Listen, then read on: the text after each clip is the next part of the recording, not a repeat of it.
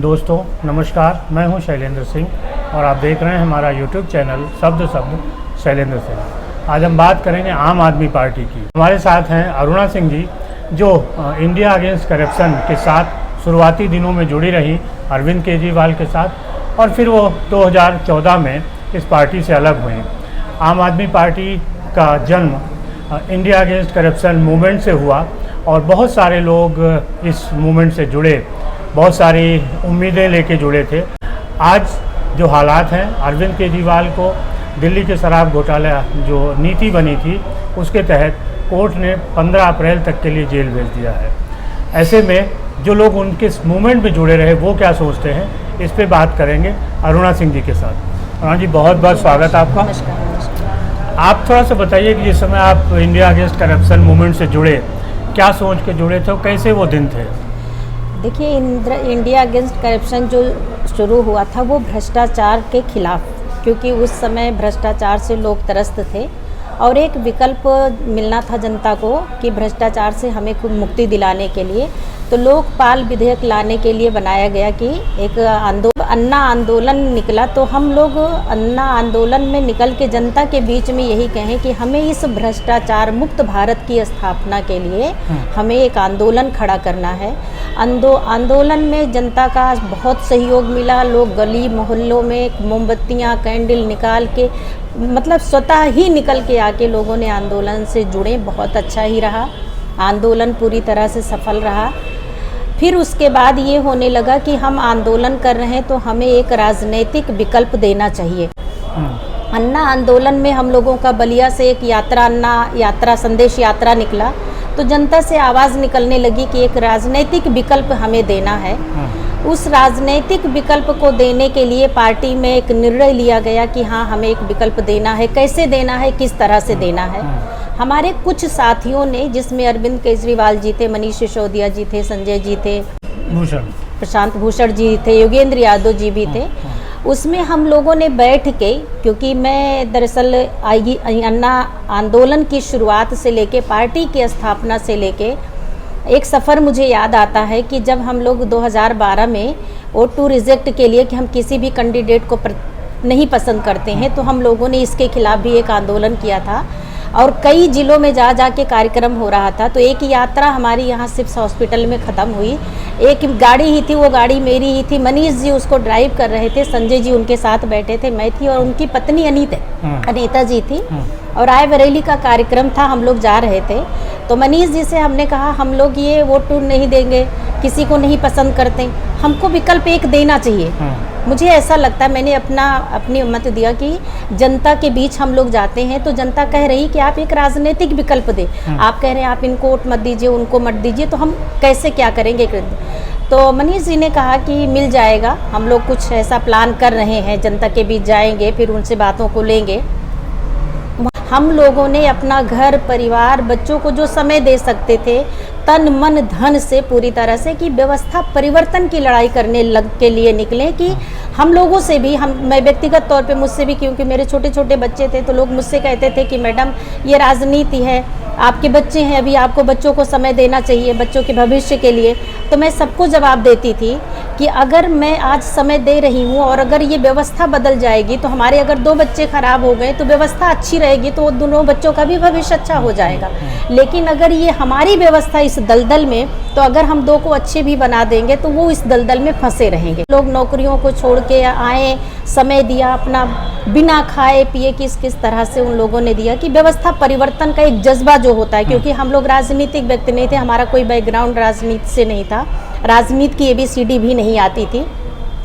फिर जब इतना अच्छा रिस्पांस मिला और पार्टी का गठन होने लगा, उस समय बैठ के जब ये मीटिंग होने लगी तो हम लोगों ने एक चीज़ ये तय किया, खासकर मेरा भी मत था इस पे, मैं सहमत थी पूरी तरह से, कि हम जो राजनीतिक व्यवस्था है, हम उनके मैदान में जाके हम नहीं लड़ाई लड़ सकते, क्योंकि हमारे पास इतने धन नहीं है, इतने संसाधन नहीं है। हमें अपनी ईमानदारी और मेहनत को एक बना के हमें एक अपना ग्राउंड बनाना है। हमें एक ऐसा एग्जाम्पल देना है कि वोट भी जनता का, नोट भी जनता का। हम मेहनत करेंगे, हम सिर्फ उनकी सेवा करने के लिए आए हैं। हमारा विधायक सिर्फ सेवा करने वाला रहेगा, वो विधायक सांसद बड़ी चीज़ें नहीं, इस सब चीज़ों के खिलाफ लड़ना है। आप अगर अच्छे हैं तो आप भी जनता के बीच में आइए, तो उस ग्राउंड पे हम लोग लड़ाई लड़ सकते हैं। लेकिन धीरे धीरे होने क्या लगा, जब देखा मैंने तो फिर वही मंचमाला माइक, मुझे याद आया कि पार्टी का भी स्थितियों में गठन हो गया।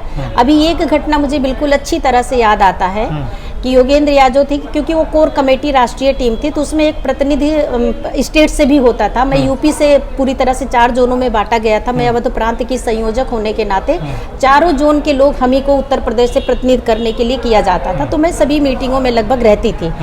उसमें ये हुआ कि चुनाव चिन्ह लेना है, पार्टी का गठन हो गया था, चुनाव चिन्ह लेना है, तो चुनाव चिन्ह पे विचार होने लगा और हमें राजनीति में आना कैसे है, जीतना कैसे है।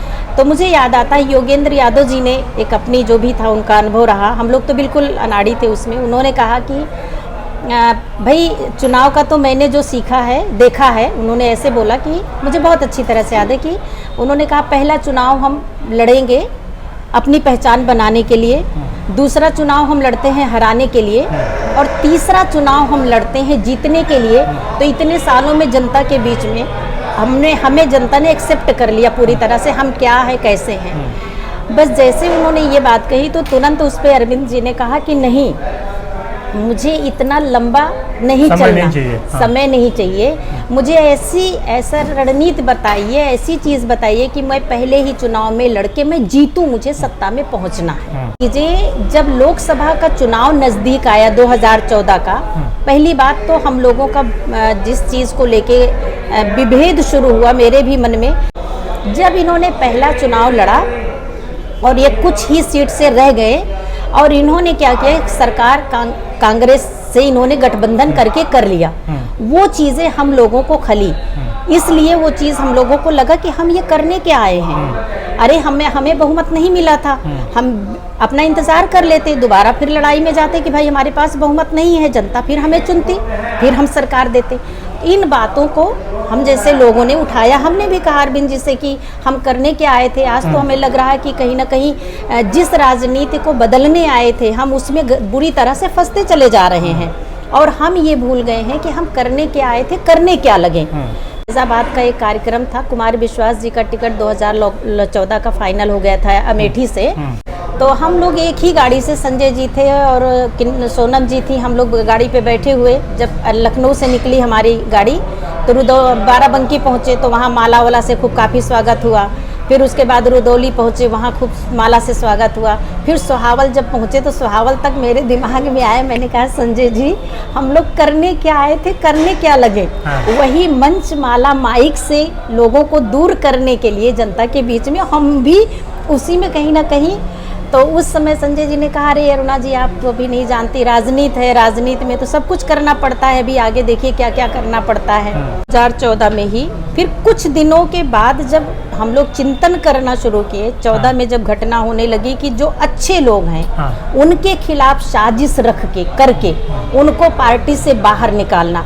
जो अगर जैसे मैं कोई भी बात रख रही हूँ किसी भी चीज़ को, क्योंकि लोकसभा का चुनाव है, आए दिन निकल के आता था क्षेत्रों से कि यहाँ टिकट के लिए पैसा मांगा जा रहा, तो एक तो ये बात बुरी लगी कि जिसको पानी पी पी के हमने गाली दिया उसी के साथ हमने गठबंधन कर लिया। तो खटकना शुरू हो गया हम लोगों को कि सत्ता में पहुंचना है, पर उसी गलत को बैसाखी बनाकर ये नहीं हजम हो रहा था, कुछ भी अंदर खाने से चलना शुरू हो गया। फिर इन्होंने अपना दिमाग लगाना शुरू कर दिया, अरविंद जी थे, संजय जी थे, मनीष जी की, मतलब सब लोग की ऐसे ही व्यक्ति को मीटिंग में बुलाया जाता था जो आप यस मैन, जो आप हाँ कर दिया तो हाँ है ऐसे। आज आप क्या भविष्य देख रही हैं आप? दरअसल आपको बताएं कि आज जो भविष्य दिख रहा है वो तो इतना अफसोस की बात है, बड़े दुख की बात है कि हमने एक साफ सुथरी राजनीतिक विकल्प देने के चक्कर में, सत्ता में पहुंचने के चक्कर में आम आदमी पार्टी ने जिस तरह का ये हो रहा है वो तो बहुत ही है। आज मुझे जिस दिन 21 तारीख को गिरफ्तारी ये बात होने लगी कि ये लगा कि आज जनता कितनी अपने आप को ठगी महसूस कर रही है। वो बच्चे जो कि सभी राज्यों से, उत्तर प्रदेश, बिहार, छत्तीसगढ़, राजस्थान, मध्य प्रदेश, तेलंगाना, कलकत्ता, कहाँ से आके दिल्ली की सड़कों पर बिना खाए बिना पिए बारिश में भीग रहे हैं, धूप में जल रहे हैं। उनके अंदर एक जज्बा कि हम एक साफ सुथरी राजनीति, आज वो करोड़ों कार्यकर्ताओं को बहुत बड़ा ठेस पहुंचा है। तो इस आम आदमी पार्टी ने जिस तरह से लोगों की भावनाओं को छला, वो तो खैर माफ़ करने के लिए नहीं है, कभी भी नहीं माफ़ की जा सकती, क्योंकि 2011 में ये आंदोलन शुरू हुआ, 2012-13 में पहली बार सत्ता में आए हैं और उसके बाद से धीरे धीरे ये उससे भी ज़्यादा बुरा करना शुरू किया। फिर हम लोगों ने जब चिंतन करना शुरू किया तो अरविंद केजरीवाल की जो झूठ का था, जो पाखंड था, जो पर्दे के पीछे था, जो हम लोगों को नहीं दिखा था, उस पे हम लोगों ने चिंतन करना शुरू किया। 2014 में जब अमेठी चुनाव में विश्वास जी लड़ रहे थे, एकाएक हम लोग जब बैठे तो 2-3 पॉइंट पे हम लोगों ने चिंतन किया कि आखिर हम लोग कुछ चीज़ों को समझ नहीं पा रहे। जैसे कि ये हुआ, हम लोग ऐसे बैठे थे, मंच से जो है अरविंद जी ने घोषणा कर दिया कि अब राजनीतिक विकल्प बनना हमें जनता से पूछना है, और 2 दिन का समय दे दिया। 2 घंटे में रिजल्ट आ गया कि 2 घंटे में जनता ने कर दिया, ये फ्रॉड कर दिया। तो अब उस पे जैसे होता नहीं कि कुछ घटनाएं घट जाती हैं, तब आप बैठ के चिंतन करते हैं जब खाली सोचता है। तो वो लगा कि अरे ये तो धोखा हम लोगों के साथ शुरू से हो रहा था, हम लोग समझ नहीं पाए। ऐसा मुखौटा अरविंद जी ने, बड़ा ईमानदारी वाला, बड़ा कि नौकरी छोड़ के आए हैं और ऐसा एक कपड़े सादे सादे में लग के सबकी भावनाओं से, तो वो चीज़ें लगने लगी कि ये आदमी कितना शातिर है, इस मासूम चेहरे के पीछे कितना शातिर, कितना धोखाधड़ी, जितना भी, जैसे प्रशांत भूषण को जिस तरह से, आप पूरी मीडिया वहाँ पे थी, प्रशांत भूषण को जिस तरह से बेचारे शशि भूषण जी को धक्का मार के वहाँ से निकाला गया, मतलब मैं खुद भी वहाँ मौजूद थी, इतना बुरा लगा। तो उन करोड़ों लोगों का, जो अच्छे लोग थे जिन्होंने अपना समय दिया, मैं तो आज कहूँगी कि कहीं ना कहीं उनकी आत्मा को तो शांति ये मिलेगी कि इनका पाखंड सबके सामने आ गया। बनारस का चुनाव लड़ना था, ऐसे ही बोले कि मैं जनता से पहले पूछूंगा, और टाइम एक दे दिया कि इतने टाइम के अंदर 1 घंटे में तुरंत रिजल्ट भी आ गया कि जनता लड़ लो। तो मतलब आज तो मैं खुद भी बताऊं, 21 मैं तो 2014 से ही मैं अलग हूं, लेकिन सभी कार्यकर्ताओं से संपर्क बना हुआ है जनता के बीच में। जिस तरह से इस पार्टी ने, अरविंद केजरीवाल ने जिस तरह से जनता को ठगा है, वो आने वाले दिनों में इनको जनता कभी माफ़ नहीं करेगी। और सबसे बड़ी बात तो मैं आपको बता दूं कि जो मैंने कहा कि पहले ही जिसको गाली दिया, आप एक इनका देख लीजिए कि सोनिया गांधी जेल जाएंगी, शीला दीक्षित जेल जाएंगी, पूरे कांग्रेसी जेल जा रहे थे, आज वो पूरे आ गए। जिसका इन्होंने विरोध किया, जातिवाद, परिवारवाद का किया, वंशवाद का किया, इन्होंने भ्रष्टाचार का किया कि इतने अपने आप को बनते बनते आज सभी लोगों को एक मंच पे कल देख के ऐसे लगने लगा कि ये वास्तव में हम जैसे लोग मूर्ख थे, और हम जैसे करोड़ों कार्यकर्ताओं का, हजारों लोगों का जो अपनी नौकरियों को छोड़ के कि कुछ व्यवस्था परिवर्तन होगा, ये लोग सत्ता में पहुंचने के लिए इतना गिर जाएंगे, अब ये कभी नहीं सोचा था।